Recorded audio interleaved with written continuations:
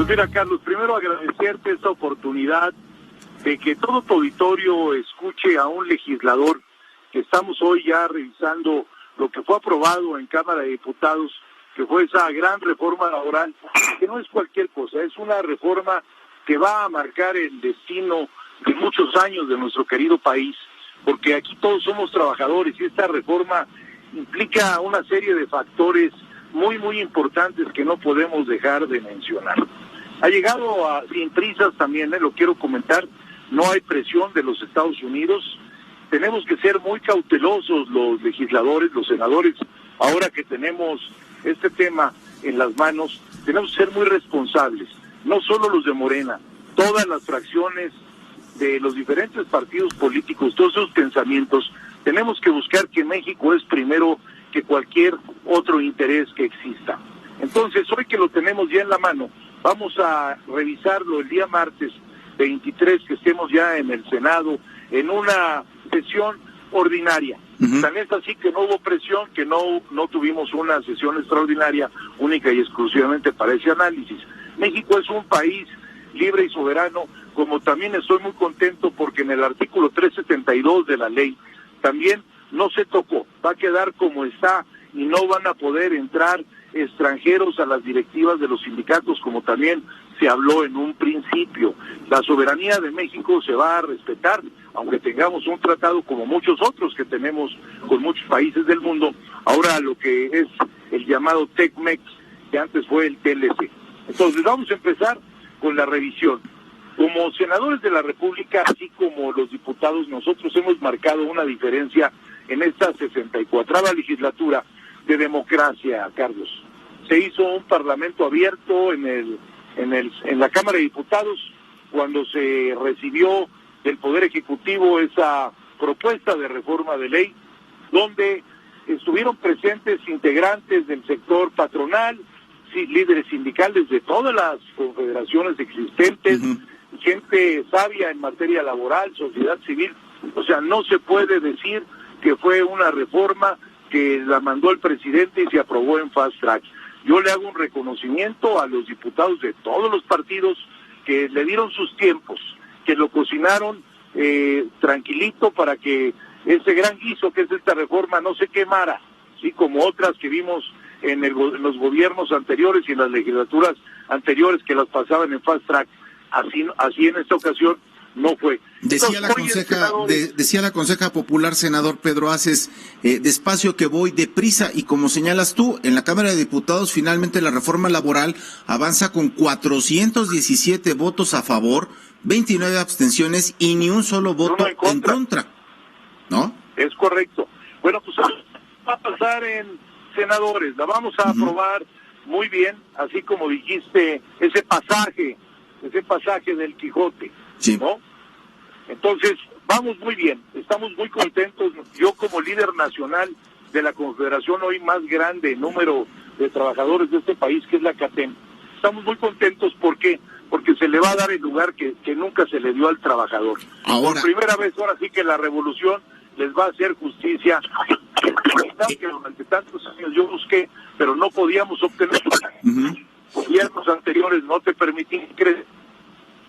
A ver, senador, estamos teniendo ahí problema con la comunicación de celular, con el teléfono del senador Pedro Aces, porque él plantea, digamos, todo este esquema de en qué contexto se da la reforma laboral, en ese contexto de si hubo o no hubo presión. Él desmiente que haya habido presión, da sus argumentos, dice inclusive no hay sesión extraordinaria, va en una sesión ordinaria el próximo martes 23, como Cámara Revisora le toca ratificar lo que ya aprobaron los diputados. Senador, te pregunto ahora, en ese contexto que has planteado ya de la reforma laboral, ¿de qué tamaño, qué tan significativo es el tema que en especial te ocupa sobre la subcontratación o el outsourcing?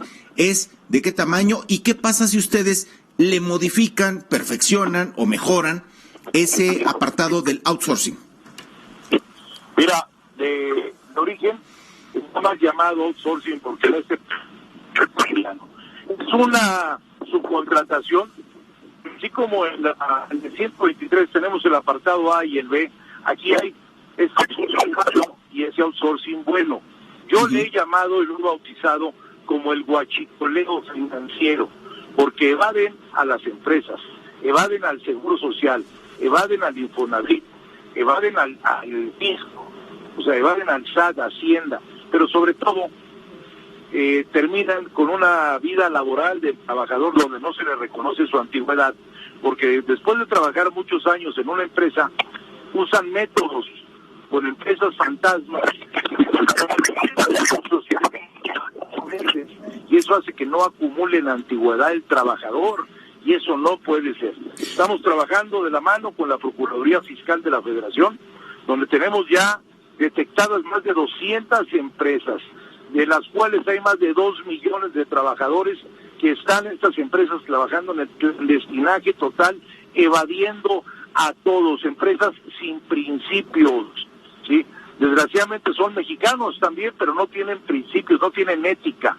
Lo que han hecho es casi lo mismo que hacían los guachicoleros con los ductos, es robarle a todos, y eso ya no va a poder ser en esta cuarta transformación de México. ¿Cómo equilibrar, senador Pedro Aces, el tema del costo, la carga social de un empleador que pudiera llevarlo, dependiendo la circunstancia de cada sector, ramo productivo, económico del que estemos hablando, pero en general, para no llevarlo a decisiones como de, pues entonces no contrato, entonces no empleo, porque la carga social es muy alta? ¿Y en dónde se perdió esta, digamos, ética o esta justicia de que quien emplee a otra persona pues se haga cargo de la parte que le corresponde, el propio trabajador se hace cargo de otro tramo que también le compete porque se está construyendo un futuro, una seguridad social con servicios médicos, de guarderías, de muchas otras cosas, crédito al trabajador, Infonavit, Fonacot,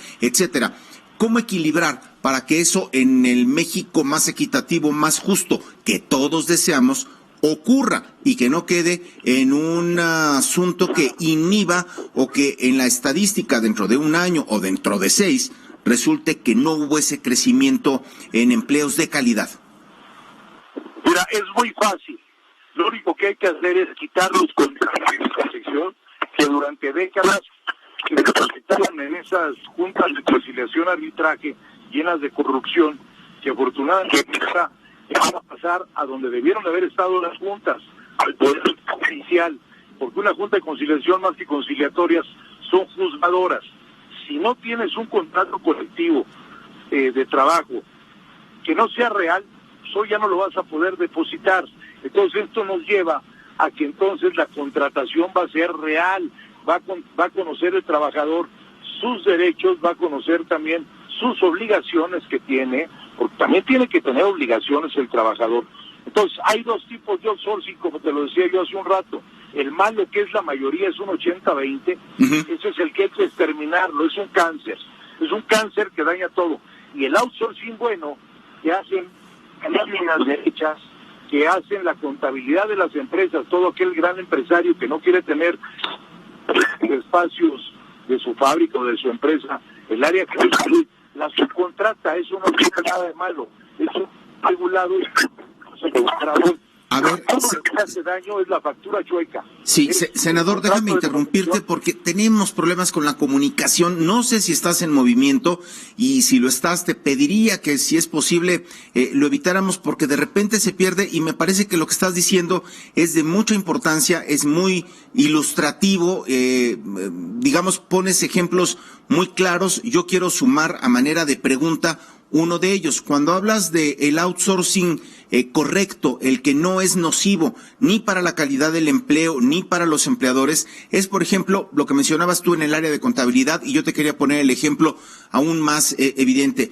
las áreas por ejemplo de limpieza de una empresa. Cuando una empresa decide que pues no quiere tener en el recurso humano a personas que están ayudando en esa tarea o en esa ocupación, y entonces decide contratar a una empresa que sí se hace cargo, que sí les da prestaciones sociales y que de esta manera se resuelven y es un gana-gana en la prestación, por ejemplo, de esa especialidad en el día a día de cualquier empresa.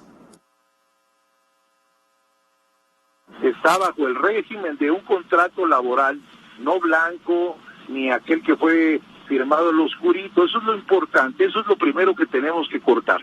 Tenemos que cortar las falsedades históricas del sindicalismo que ha habido en este país y ponernos todos somos mexicanos, Carlos, más allá de cualquier otro interés, tenemos que buscar que México salga adelante y todos tenemos que ayudarle desde nuestra trinchera al presidente que recibió un país en ruinas para que lo saque. Y la reforma laboral, a ver, para mí como dirigente nacional obrero, el empresario es el motor de una economía y yo no los juzgo de todos esos contratos colectivos que han firmado. ¿Por qué? Porque era la única alternativa que tenían en otros tiempos. Hoy van a tener alternativas serias, ¿sí? Y van a cambiar.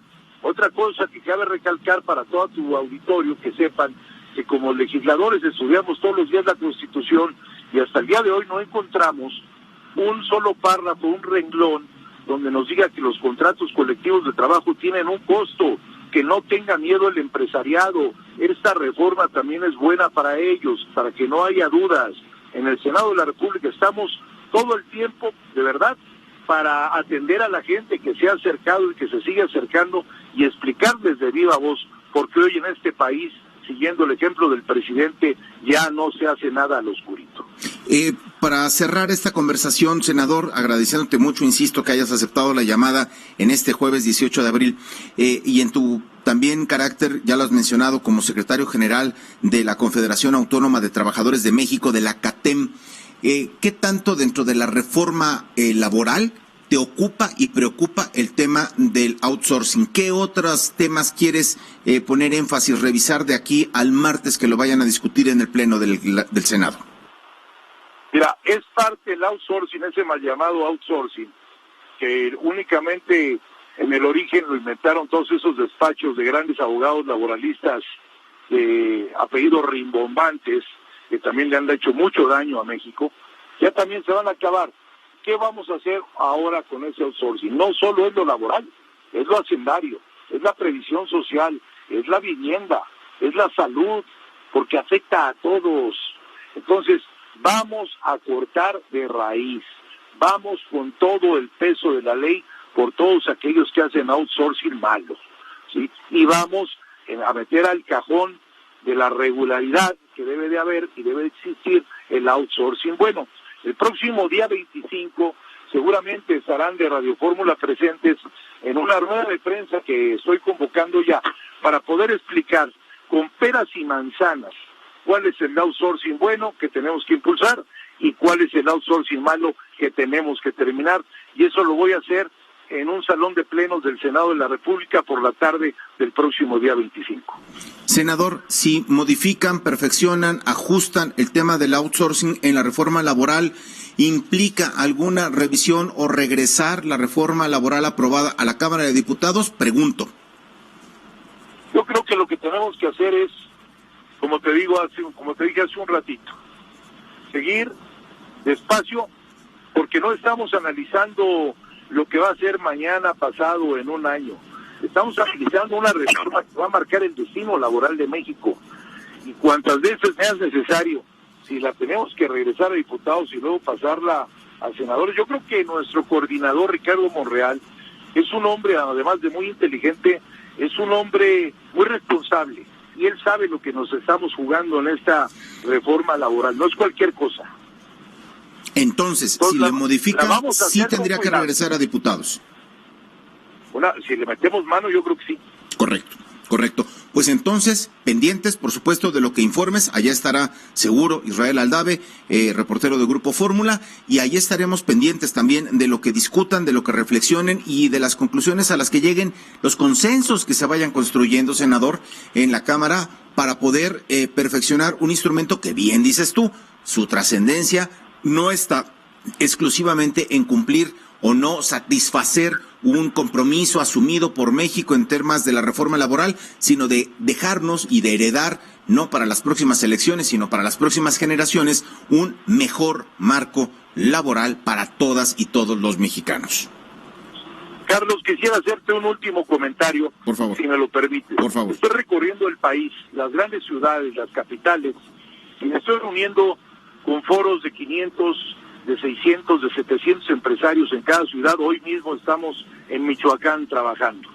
¿Por qué? Porque tenemos que decirle al empresario que tengan confianza en el gobierno, que tengan confianza en los legisladores y que tengan confianza en la CATEM, porque somos muy diferentes a los gobiernos anteriores, a la legislatura anterior y a las centrales obreras anteriores. Hoy estamos en un México de libertades, no de libertinajes, y así como te lo decía yo, que el empresario es el motor de la economía, tenemos que darles el respeto que se merecen. La huelga que nos da el 123 constitucional es lo último que tenemos que utilizar. Yo rechazo esas huelgas que se han hecho en México, que tenía mucho tiempo de no pasar para querer desestabilizar a un gobierno. Eso lo hacen líderes charros que ya se deben de retirar, que ya no deben de seguirle robando al empresario y al trabajador. Hoy México ya cambió y tienen que entenderlo. No hay marcha atrás, Carlos. Te mando un abrazo, gracias por esta oportunidad.